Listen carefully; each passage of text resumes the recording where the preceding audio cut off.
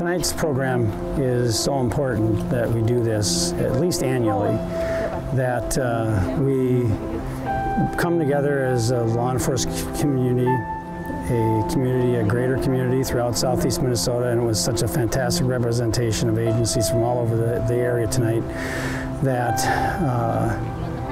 took the opportunity to remember the officers that have fallen in line of duty in southeast Minnesota. The survivors, as was mentioned tonight, Sue Lang, who's Chief Greg Lang from Claremont's survivor, his spouse, talked about it, that having a place and hearing their name of their officer is so important. Their greatest fear has always been that their officer would be forgotten or they would lose their connection to law enforcement. The spouses, as I talked about in my remarks, was we know in our office, and we're doing everything we can, that our families know how important they are to us as law enforcement officers. It wasn't like that before, and we're doing everything we can to, from start to finish, that our officers and our families are remembered.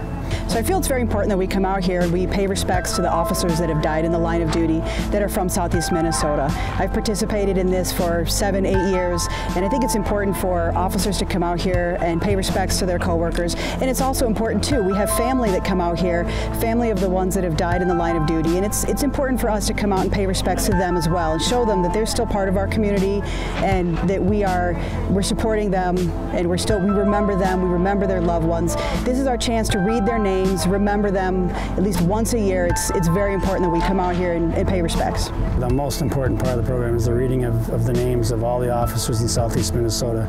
28 of them that have fallen here, 3 others, so 31 names that were read tonight.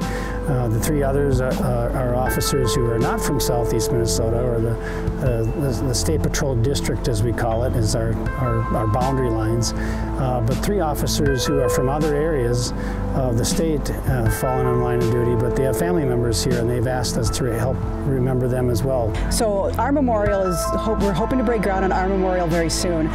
We've been using the Soldiers Field Memorial. They've generously donated their space and allow us to use their equipment, so we can come out here and we have a place that we can use for the service. We've always wanted to have our own place, and it's starting to become a reality. We've been working on this for 10 years.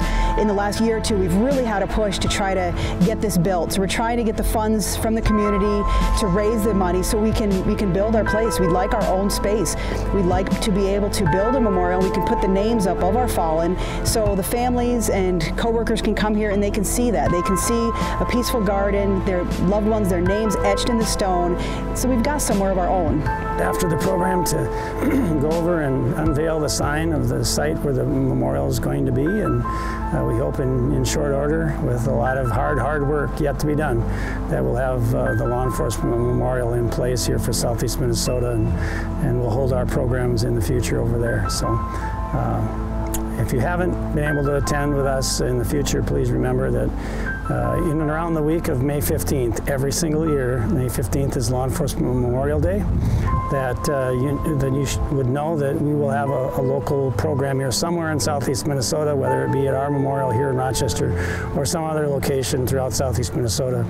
During that week of May 15th, there will be a program here that you can certainly come and show appreciation for our law enforcement officers throughout the southeast Minnesota area.